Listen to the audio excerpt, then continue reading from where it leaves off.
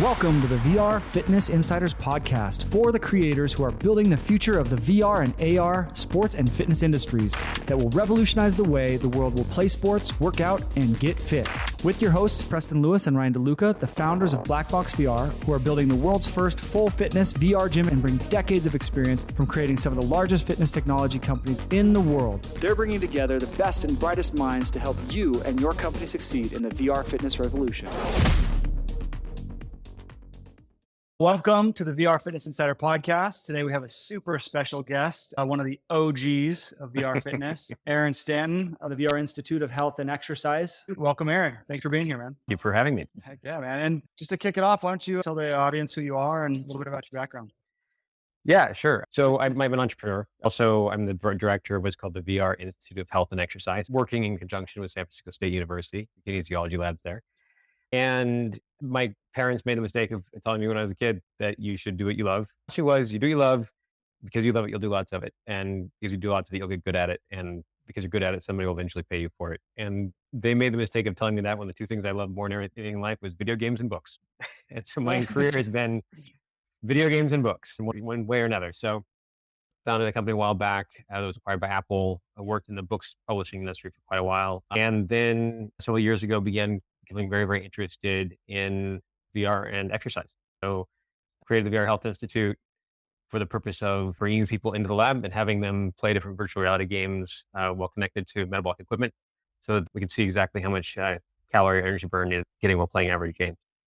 So awesome. So cool. Yeah, it's one of the things we constantly hear about you and the VR Health Institute on CNN and all these major publications. If they're talking about VR and fitness, they're going to talk about you guys. But maybe take a step back. You mentioned getting into VR. Like, what was it about VR? Like, when did you get into VR? Why were you interested in it? I've been interested in VR since the very, very first kind of early days of VR. And then I got reinterested, of course, during the Kickstarter with Oculus. At that time, I was still working in my garage, my first startup. And so it was an interesting thing from a distance. And then after my career progressed a little bit, I kind of became a professional enthusiast. If there was a VR related thing, it's probably been in my garage at some point or another. The first system I ever got was a Vive, and it was the first time they had controllers for VR units. And I was playing a game called Audio Shield. And Audio Shield is a highly active game where music plays and you have to use these shields to step left and right to block things. And Steam at some point in time told me I'd been playing Audio Shield for more than 100 hours. And I remember seeing them, I remember thinking kind of two things. Like one is the realization that if this were exercise, and it feels like I'm doing exercise, I'm breathing heavy, I'm sweating, then VR equipment is by far the best exercise equipment I've ever owned because I'd owned an elliptical and a treadmill and a rowing machine. I'd never spent 100 hours on them combined at all, close to it even. And the second thing that I realized, which was I think more important in a way, is that so I was dating at the time. I remember thinking to myself, if I was going on a first date with somebody, I'd probably not lead the conversation by being like, guess what I've been doing with the last 100 hours of my adult life? It was playing VR, right? And that was weird in a way, right? Because I would not have been necessarily afraid to tell somebody that spent 100 hours playing basketball or baseball, but we had this cultural expectation that spending 100 hours in a video game is a waste of your life, it's a waste of your time. And so I realized that there was this interesting contradiction that the most effective exercise equipment I'd ever owned was the one I was most embarrassed to admit I used. Because we've spent 20 or 30 years teaching everybody that video games are the enemy of a healthy lifestyle, and that's too bad. And so I don't remember who it was I was writing for at the time, but I wrote an article for Upload VR or somebody like this, where I just bought a heart rate monitor and I just wrote average heart rate of the top 5 or 6 games that I was playing. And the response to it was really, really interesting. About 70% of people read it and were like, that's kind of cool, that's neat. And then 30% I would say were openly hostile. I don't remember all of them. I remember yeah, there's this very, very strong gatekeeping. Certainly people who feel like you have to work hard and earn your physical health. No pain, no gain. If you are able to have the health benefits of exercise but actually going through the suffering of exercise, then that's bad. You haven't earned it. There is a little bit of a gatekeeping element there where people want you to do it a certain way. For the 80% of people who don't get enough exercise in their life, that's not helpful for them. I don't remember the exact comments, but I remember one in particular saying lazy ass gamer, get off the couch, go outside, get a girlfriend, play a sport, and be happy for the first time in your life. Something like that. So close to it. Yeah. And then the second one, and then there are these other kind of categories of comments that are coming in too, which is nicer, but they'd be like normally in a response to one of those, where somebody would say, "No, no, no, wait. Nobody's claiming that you're going to lose a lot of weight playing VR, but for those people who are already stationary and not getting a lot of exercise, it's better than nothing. So, good for him. Good for that guy." And I like that person better. Yeah. But he's also equally wrong. There is absolutely no reason from the data we've seen that exercise in VR is somehow less than traditional exercise. It's always kind of amazed me. You watch somebody do 100 squats without VR on. Nobody disagrees it's exercise. You put a VR unit and have them do those same 100 squats. People are like, well, it's not really intense enough.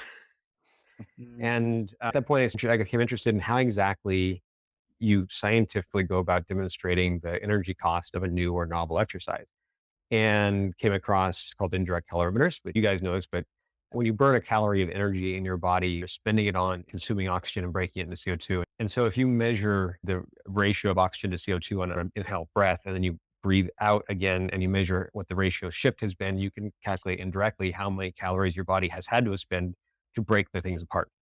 And it's about as close as we have to a reliable, scalable way of getting calorie costs or energy estimates, right? It's interesting. People don't realize like where does the fat go when you burn it off? You Mhm. breathe it out. You're breathing it out, right? Mhm. But these A lot of machines, work. these indirect calorimeters, really owned by research institutions like universities, because they can range in cost, but somewhere in the average around $100,000. So I connected with the chair of the kinesiology department at San Francisco State University, and where we found a lot of kindred spirits. And basically, we talked, and I said, "Listen, I think there's an entirely new generation of exercise coming, and nobody's really paying attention to it. Nobody's studying it yet." So we created what we called the VR health rating system, where we would bring in people to play games, measured, connected to the metabolic equipment, and we would rate the games based on their average energy cost. So is this game a resting equivalent? Is it a walking equivalent or a elliptical equivalent? Nobody has troubles looking at elliptical and saying this is an exercise machine. There are games that are absolutely better than ellipticals in terms of exercise, but people will challenge it. They'll not believe it. And But such a smart way to do it is compare it to other exercise because you could say, here's how many, METs on the MET scale, or you could say just how many calories, but people don't really know like what's an elliptical burning calories and how much effort that is. So when you put it like this game is like fast walking or this game is like sprinting, you are equivalating it to the exercise that people are familiar with. We get the same kind of comments like on Reddit, forums, and you're exactly right. I mean, gatekeeping is such a great way to put it for the fitness people because all the time it would be people saying anytime there's any kind of new way to work out, it'd be like, why don't you just go squat, get chalk on your hands? Mhm. What's the big deal? LOL. And it's like, hey, that's great. It works for you. Even though most of those people who you actually meet in real life are usually off their plan and not as hardcore and disciplined as they like to think they are, but there would be that aspect of it. Like it has to be this old school way we grew up with, Arnold and Lou Ferrigno or the how you do sports and exercise, and people just couldn't grasp it. And so it's very interesting. I saw the same thing, and then you did Mhm. something about it. Think about like performance enhancement. Like if you look at like what the cutting edge of research in kinesiology is, it's like how do you increase the speed of a muscle healing after it's been pulled? How do you increase that extra 1%, 3% increase in speed and running and stuff like this? And it's very, very fine focused in that upper percentage of performance extraction. And that is a field where, yes, discipline is like what you need in order to be like, those are very competitive people. The problem with that is that, again, it's not as work for the majority of people, 70 or 80% of people who are not getting enough exercise. That's not for them. And the reason I'm here is because I'm a horrible exerciser. I am bad at it. I don't stick with it. So yeah, new exercise coming along that can be effective in compliance and does it actually consume energy and give you exercise when you do it? And is it something you will do a lot of? Those are the two ways we have historically measured the success of exercise in kinesiology. And VR, AR, these sort of things coming online, I think have the ability to completely blow out of water anything that we've seen before. All right, end of Absolutely. podcast. I think that was it. That's That's the whole podcast. No, we're like, no, that's awesome. I guess good questions. At the institute, so we kind of learned a little bit about the reason behind it, the type of testing that you did, and kind of the high level findings. But tell us a little bit more about the findings. Like, what range of exercise did you find, and not only the physiological, but the psychological. Even if some of that is anecdotal. Like, what were the findings that either surprised you, or that was common, or that you guys found? But there's only one thing that surprised me, but I'll come to that one in a second because everything else actually aligned up with, to me, what is common sense. which is, doing the 100 squats with VR on is like doing the 100 squats without the VR on, but with a slightly less heavy head. But So that for the range, what we've found that there's VR games that kind of support this whole spectrum of the type of exercise you need to get, right? So first off, I'll say this, that with the exception of say Black Box, the vast majority of our work is focused on cardiovascular energy cost, right? Because when I say that VR can be as good as equipment in the gym, like elliptical and stuff like this, that's not accounting for things like muscle activation or like resistance training and stuff like that. There's a whole category of development that we get to look forward to building out in VR there. What we measure though is primarily like, if you run a mile in this thing, will it be the same as playing a game for equivalent amount of time in that thing? And so when you look at it from the cardiovascular one side, you mentioned the MET scale earlier for anybody who doesn't know what that is. So a metabolic equivalent of task is a common way to measure energy consumption of various different tasks, abstracting from things like body weight. So there's public databases around the world of like MET score databases of every activity you can possibly imagine measured by MET. And MET is a multiplier of base metabolic rate. So resting, sitting down is 1 MET. And then standing is on average around 2 METs, which is 2 times resting. 3 METs is 3 times resting, and so forth. what's funny, in that scale, you can go and see things from like playing violin, or like they'll even be like kissing vigorously. Yeah, well, See what those kind of It things. is Yeah. like we actually worked with a team that was in a VR company, and I was talking to them about this, and we were like, yeah, so your game falls here. I don't remember what the MET score was, but it was higher than the MET score for sex. So that we joked that the press headline should be, it's like better than sex, ... at exercise. Yeah. Yeah. There you go. Just to kind of step back a second, doing all this research, it's been kind of data heavy, right? And potentially inaccessible. I mean, there's the scale we just talked about, but you go through meta analyses and it's pretty dry and things like that. One of the things I like that you guys did that I thought was one of the coolest things was around adoption. Because in this industry, one of the hardest things is to get people to believe in it and to see that it's a legit form of exercise, which you guys are doing. But not only have you guys been doing the analysis of that, what I really liked was the actual infographics and things that you came up with that were actually brandable pieces and parts. I think you came up with those pretty early on. But then we saw at vrfitnessinsider.com, we saw games starting to adopt those infographics of like equivalent of walking, equivalent of this and that, which I thought was super powerful for the industry because it was a great way to just take a baby step into kind of getting the genie out of the bottle with VR fitness. Yeah, it's such a true point. And I almost think that once the findings came out that you guys published, that was the end of those Reddit comments. Like it literally was like the next day, those kind of things went away. But I mean, there could be different type of things like, oh, well, you also have to care about diet, but you guys really did it. And I wanted to know what you were going to say from the other findings. Maybe psychological findings are also the surprise, the thing that surprised you before Right. we go to Well, this stuff. and I also kind of want to finish so I was talking about the MET score. And the reason I was defining that was because I think it's important, if we can get one thing across to people, it's that the VR and AR is not a secondary form of exercise that you do when you can't do real exercise. Like even today, I catch myself where I'll do something for 45 minutes that I know is good exercise. And then afterwards feel like I didn't really do that I'm really not putting in the same work that somebody else is doing. Even though I know if I'd run on an elliptical, I would have gotten a worse exercise than I did, but I didn't feel the pain of it. And so if there's kind of key things that come across, one of them is that there's a really intense exercise out there from VR. And so on the MET score, when we measure a game when we rate a game, we rate it mostly on its MET score, right? Is its MET score the equivalent of running or elliptical or whatever? So a normal human tops out with activities around 10, 11, 12 METs. That's about the upper range of what the average person can do for an extended period of time. If you're an athlete, you can get it quite a bit higher than that, but for the rest of us.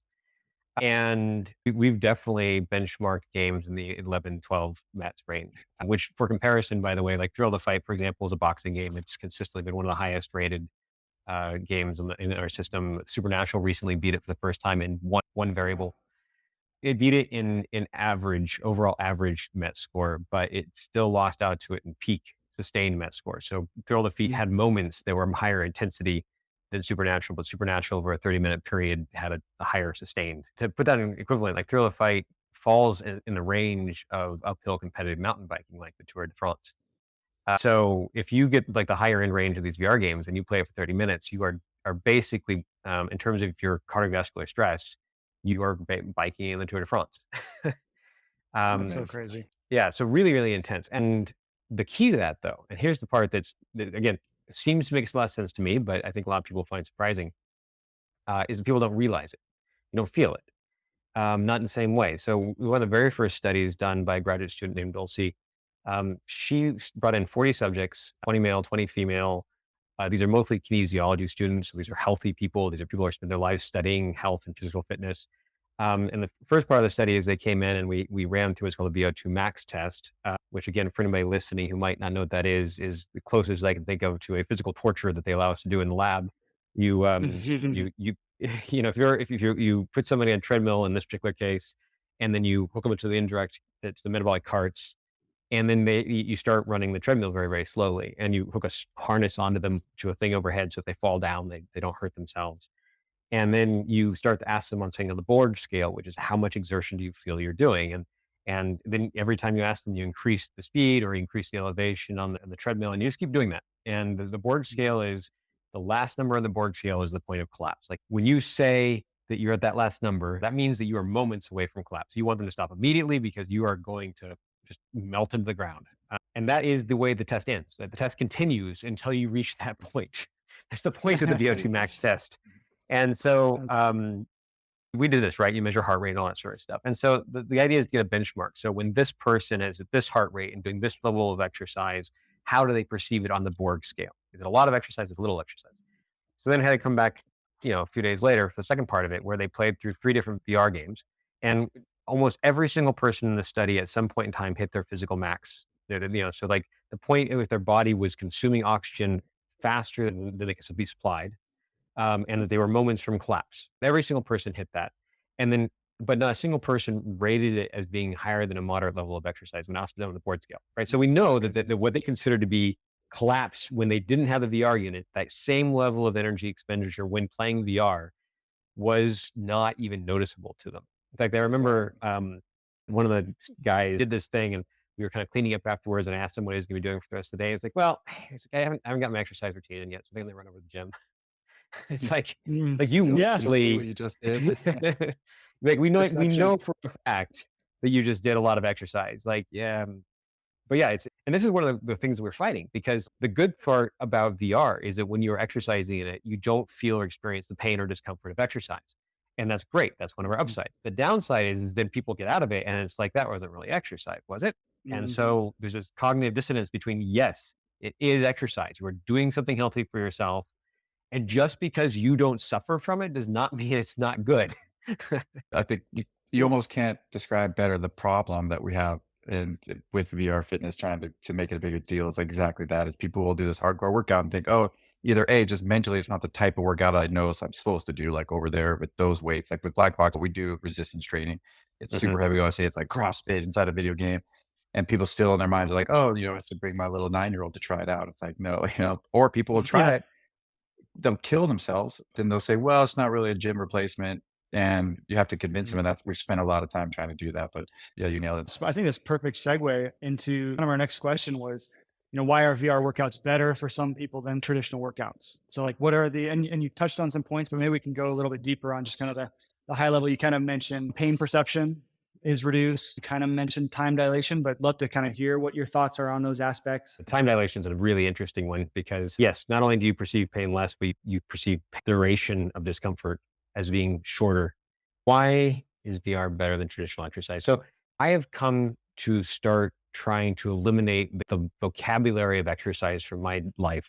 Right now, we're working on a project we're referring to as how fit do you get? And what it is the realization that certain games, that especially in this case, the one we're using is Until You Fall, which is a rogue light game. You start at the beginning and play every single time you start the game, you play as far as you can, and then you start again at the beginning. And we realized that that's actually very similar to say how a sport works, right? If you show up for a baseball game, you play from the beginning of that game and then it ends. The next game you show up to, you start at the beginning again. And so we're like, well, that means in a way, going to practice at a baseball game is kind of like taking a run at being the main boss and Until You Fall. And so we've done a lot of work on looking at hour of exercise A equals VR game A or B, whatever. So we want to look at like seasons, right? Could beating Until You Fall, which can take lots of hours. I've been participating in this study and I think I'm at run 85 or something like this. I've been dying over and over again against the last boss and the hardest difficulty of this game. So I've been doing this for a few months. And the question is, if I'd been going to a Zumba class for that same period of time, what would the physical fitness changes be like? And can I say that beating until you fall, not paying attention to exercise at all, just the process of starting from easy and the level of physical fitness you have to attain in order to beat the very last guy and until you fall, is that comparable to 2 months of Zumba? And as part of that, I'm on this new kick now where I'm like, I don't tell people I have to exercise today. What I'm going to try to do is I'm going to set out to try to beat until you fall today. I'm going to take a run at the boss. I also talk about this concept of pushless exercise. So as part of the kind of the fun side of this experiment beforehand, I went and tried to run up 3 kilometers and time myself. And 2 things came from it. Like, one is that I can't remember exactly how long it took me, but let's say it took me somewhere like 35 to 45 minutes or so to run this and record it and stuff like that. And I realized that an average run on Until You Fall is about 25 to 35 minutes, depending on how far you get through the game. So I do that on a regular basis. And the realization of how much more I hated every single second of running around that lake. No, I that's so was, true. right. I mean, I play that game the same amount of time over and over and over again. And I've never once disliked it a tenth of how much I was very much aware of how much I didn't want to be running around that lake. So awareness, we refer to that as also the painless minute of exercise, right? That there's exercise that, a running on a treadmill by itself has some percentage of the minutes you're on that treadmill that it's painless and you are not thinking about the discomfort of the exercise or the things you don't like about the exercise. And then a treadmill with a Game of Thrones episode probably has a higher percentage of minutes that are painless. And I believe that VR and AR has the potential of being the highest level of painless minutes of any form of exercise ever developed. And so, like, the pushless comment is, I was running around the lake. You're like, okay, I want to stop running, but I can't stop until I pass that tree way down there, right? That tree, I'm going to run to that tree, and then I can let myself rest. And then, yeah, and then you like, okay, no, just kidding. That's the next tree over. And so you come up with these mechanisms to force yourself to overcome the thing you don't really want to do, but you feel like you have to, right? Break it into pieces. Yeah. And that's pushing, right? You're pushing yourself. And when I get done with the how fit do you get challenge, what I want to be able to say is it was a pushless exercise. Whatever exercise I did or didn't do, I only did the things I wanted to do. Right? I didn't force myself to play one more level because I wanted to see how far, like, push me to get exercise out of it. If I want to take another run at the boss because I realized really close to beating that run, I want to take another run right then, I could. But if I didn't want to, I didn't. If I died early and only got 20 minutes of exercise that day, I quit, right?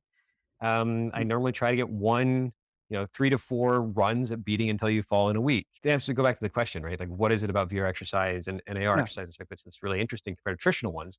Is that none of what I just described do I feel fit any of that. like if you took away the exercise benefits of running on a treadmill, nobody would run on a treadmill. Absolutely. Out by lake, yeah, sure. There might be some people out there running by around the lake, right? But the vast majority of what we think of as setting out to get exercise is activities that you would not do without the exercise component, with the exception of, like, say, sports and stuff like this. So yeah, when I talk about, like, VR and exercise, I think about it from the standpoint, on one level, I think about it from the standpoint of like this painless exercise, this pushless exercise, and whether or not we can get away from this mentality that's an exercise something you have to seek out, right? It's something that you should be getting from the activities you enjoy. Necessary evil. Yeah. So that's the small answer, but there's a bigger answer about why you want. No, I think that's great. The other thing that dovetails into that is you kind of mentioned a few of them, but the show is for the creators as well, right? So what kind of tips do you have for the audience for what they should do or they should look at in creating a good VR fitness title? And then on the other side of the coin, what would you say to avoid? And we're kind of running a little bit out of time, so just, big buckets. So I will say before we move past the other subject is that there's 3 reasons that people should be interested in VR and exercise. The first of them, which is that it's fun exercise, but that's what everybody else is just starting to discover right now. There's actually 2 other things in VR and exercise that I think are what make it inevitable to all exercise. Fun exercise, that's cool, right? But fun exercise has been around for a while. Like I said, people have played sports. Everybody's experienced that playing a game when they're a kid, they wake up the next morning and they feel really sore and they didn't realize how much strain they're putting on their body because they were engaged with other stuff. Like that same mechanism in VR is the same thing that works back then too, right? So That's great. Fun exercise is good. The pain reduction also is beneficial, right? But there's two things that I think make VR and exercise inevitable to the future of all exercise. And I love that word inevitable, right? The very first day that electricity caused like some sort of movement, its impact on humanity was inevitable, right? It didn't know exactly what the form or the timing or whatever it is, but there was no way that we were going to be able to pass up the For ability to sure. have electricity do things for us, right? And so I don't use that word lightly. So there's two things. One is that VR is the first generation of exercise equipment that is refreshable, right? So if I tell somebody that exercise equipment has a decay rate, like if you buy an elliptical or a treadmill and you bring it home, you will use a lot the first week and you'll use it a little less the second week and you'll use it a little Mm, less the third week, right? And mhm, eventually you haven't used it for a long time. And I've tracked this on myself. My three pieces of exercise equipment averaged around 12 to 15 weeks after purchase, just to the point of never using it again. mhm. And nobody's surprised by that. But what a lot of times Gotcha. people forget is that everything has a decay rate. So when I bought my PS4 years ago, I played the launch titles that came out a lot, right? I played Destiny, I think was Mm, one, and I played it till I beat it 60, 70 hours. And then I have not played a launch title on my PS4 for a very long time. I moved on to Destiny 2. And once the PS5 has been out mm, for a long time, the same thing will happen with it. And so the idea that you can create one game that's going to just dominate all of VR exercise for all time, I think is very, very difficult. Even without the exercise component of it, the closest I can think of is World of Warcraft, and they've continuously released updates and stuff like this, right? mhm, Um, so I also tracked my VR exercise over a 2-year period, and I realized that if you look at it, it's actually still a downhill slope. It's a much slower downhill slope than my traditional exercise, but it basically went like this. But what happens is you go and they hit the spike, then it go down a little bit, and then spike, and then you go down again, right? mm, And so I went back to my Steam history and I looked at my purchase history and overlaid the purchase of games on top of that exercise graph, and it was really, really clear. 100% of the returns to exercise came from mm, a game purchase. It was buying something mm. new that Oh, happened to interesting. be exercise. And that's where the longevity comes from. So VR being the first generation of exercise equipment where you can change it off as you go, you can refresh it with new content and change the Mm, experience entirely. I think it's really, really important, right? So mm, from a game for developer standpoint, to your other question, I think looking for ways that you can provide a diversity of experience to people, I think is really, really important. It's one of the defining things. The second and or third, I guess, and most important thing about VR that makes it inevitable, I think, is what I refer to as responsive exercise. A treadmill has been capable of understanding that heart rate is 120 beats per minute, and it may be capable of mm. understanding that you're trying to get What to you're saying. 140 beats per minute. But like, what can it do, Mhm, right? It can increase the elevation a little bit, but not. It's right. still just a treadmill, right? But a Mhm, game, knowing that you're at 120 beats per minute and trying to get to 140 beats per minute, can change mm, everything, right? Monsters can become more aggressive. You can load into a new level with more guys. During rest periods on a hit routine, right? They can back off. You find the shop during the time you need your heart rate to come down, and you're buying your new mhm, weapons and stuff like this. mhm, And it's really cool. So a game being able to know your heart rate, know your biometrics, know your targets, and dynamically adjust the gameplay as you go to walk you through an optimized exercise routine for you, designed to get the maximum energy out of you, will make AI not only the most interesting, the highest level of painless minutes, but also the most effective in sense of like optimized. But here's the mhm, last part that I think is really, really important. So hit exercise, you have period of high intensity followed by rest, followed by high intensity, followed by rest. And hit is by far right now the most popular form of exercise that people do in the world. mhm, But if you asked people, does the average person quit exercise at the peak? Like they get there and they're like, I just can't do this anymore. And they throw away their controllers or whatnot. Or do they quit at the trough? They get done with an intense set and they're like, I don't think I can do another one. I'm just going to not start. Right. mhm, We have no data as far as I know about this. I think most trainers would guess the trough, right? But we don't know. And probably it's a distribution. Some people are probably rage quitting, mm, and some people are getting in the trough and they're quitting 10 minutes early because they can't make it through another 15-minute cycle. Um, mm, we don't know, right? So VR has a very interesting thing about it, which is not only am I adjusting the difficulty and stuff like that to keep you engaged in the game and get you through your target heart rate zones properly, but if I know that you have a 75% chance of quitting early if you die 3 times in a row, mm. that you've Yeah. died twice, right? My job as the AI is to keep you at the upper end of what you can do, but make sure you don't die a third time, right? Or if Mhm. I know Yeah. that you never quit in the middle of a boss battle, right? You always see that through. Can I start you on a 5-minute boss battle 2 minutes and 30 seconds before we think you're most likely to give up early? Can we get you to do an extra 5, 6, 10% of not only optimized exercise, but longer exercise in a way that you actually enjoy? And those things together, like those two are what make VR, what we're learning in VR, inevitable for all future exercise. In 5 years, 10 years, you're not going to walk into a gym that does not have an awareness of you that we are learning about right now in VR. So true. It's like, Yeah, there's great points. nothing else like that out there in traditional exercise and sports that, and you're Mhm. right. I like that word inevitable. I'm gonna be using that one. Stolen from, by the way, to get a proper homage or whatever the term is, from I think Infinity Wars, Thanos or whatever it is. Oh, Thanos, I geez. am inevitable. Yeah, Right. I kid you not. That's why he's my favorite villain. there you go. It's awesome. Snaps his fingers.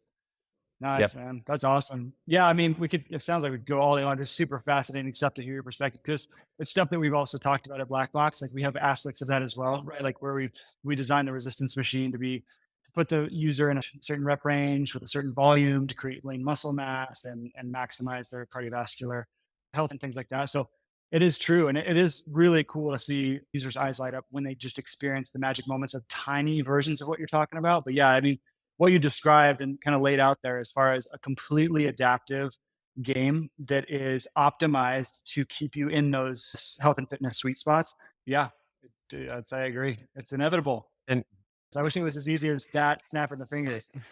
yeah, well, if you could just do that, you could just wish everybody was perpetually healthy and fit. Yeah, that's So- really, yeah, too. That'd be, yeah. Man, so many great notes. I think I'd like to end a little bit on what's next for you, what's next for the VR Institute. And we'll start with that, and then we'll go into like what you think is next for VR fitness in general. So what's next for you?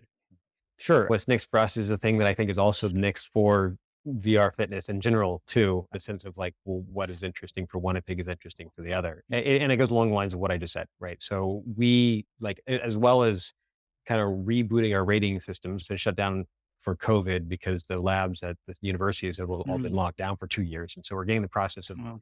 getting those things running again. But that focuses on the responsive exercise component of it. We didn't touch on it much, but we mentioned the stuff about time dilation and understanding the role of things like audio and game rewards and stuff like that in people's duration of exercise, and understanding how effectively you can change dynamically gameplay. So what I was going to say earlier is that an AI that walks you through the experience is great. An AI that can plug into the back end of multiple experiences so that your entire platform of VR becomes an AI powered system is a much more interesting. Right? So the exploration we're doing at the VR Health Institute really is around that sort of stuff, trying to build out prototypes to see how dynamic exercise, what we refer to as motivational AI that has a sole purpose of trying to make it easier for you to accomplish the things that you know you want to do, have picked for yourself to do, but hate doing, or just aren't getting around to, right? So yeah, that's where we're focused. Funny, they say AGI is eventually going to kill us all, but I guess before that, it's going to get us all like buff and rich. Yeah. That's right. Yeah. So okay, here's my maybe this is what we can end on, right? But like my philosophy of what AI in the future is going to look like is it's again sometimes different from some other people, I'm sure, which is that have you ever seen the movie Her by chance? Yeah, totally. Great Joaquin movie, Phoenix. my favorites, right? Love it. But I think that's what people oftentimes think is like the best version of a good AI, which is just the smartest person working 24 hours a day on your behalf. I think the implications of the movie are really interesting across the board. What I think is left out of the movie actually is that what really powerful AI is going to be is just like every single person becomes the luckiest damn person on the planet.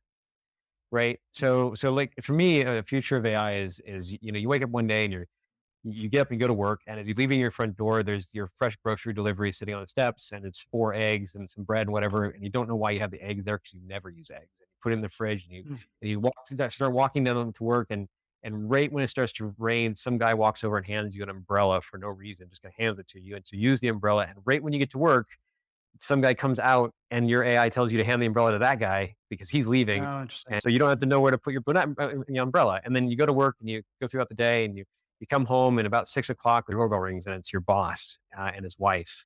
And their car is broken down 3 blocks away. And while they're waiting for a repair guy to arrive, turns out the wife's favorite meal involves making 2 eggs. And you statistically will mess up at least 2 eggs every time you cook. So you break and throw away 2 eggs. You have 2 eggs left to make the perfect dish for her. and they have a great time. You show up to work the next day with information about some major project coming in and all this sort of stuff, because your AI was talking to their AI. Their AI knew that they had not taken their car in for repairs. There's a statistical non-zero chance of breaking down. So it's been routing them by places that if they broke down, they are near help. And they knew that the high possibility it happened this time. It does. You have the food necessary to be delivering the perfect evening experience for them. So like what I think the future of good AI is just like every single time there's a random way that things can fall, and that right now sometimes connections made and sometimes they're not, all those things will just always land correctly, right? The person who has extra food and is trying to get rid of it will be able to stick his hand out, and the person who needs food will be there to receive it. And so the inefficiencies in the day-to-day elements of life will just kind of smooth out. How much of hunger could you get rid of if you could perfectly know how things balance out, right? Including things like, by the way, like where the statistical odds and slot machines are and stuff like that. Or if all of a sudden we notice that there's a whole bunch of toilet paper supplies building up at the local Target, like I might want to get ready for the next pandemic. Yeah. Yeah. And I think that a lot of that is going to come down to the AI stuff is interesting. But I think if that system wants to eliminate humans, all it has to do is run a bunch of ads online, making it uncool to have 2 kids, and then wait 300 years. Oh, jeez. Yeah, there you go. That's true. That's funny. Oh my gosh. Well, man, this has been awesome. Thanks so much, Aaron, for joining us. And for any of you in the audience, if you'd like to get into contact with Aaron, involved in what he's doing, reach out. We'll put all that info he's given us into the show notes. But yeah, can't thank you enough. Amazing insights. And it was a pleasure to have you. Thank you so much. That's fun. I hope everyone in the world sees this, because so much great information, but just shocking and just inevitable. And we're excited to have you as part of this industry, and we can't wait to see what you do next. Yeah, likewise. So, all right. Okay. Thank you guys very much. So much. Bye, everybody. Thanks for listening to the VR Fitness Insider podcast. Do you know of anyone that should be on our show or have feedback? Don't forget to email us at podcast@vrfitnessinsider.com and follow us at VR Fitness Insider on Twitter, Instagram, and YouTube. You can also join our Discord channel. Until next time, keep creating and dreaming up the next big thing that will revolutionize the world of fitness.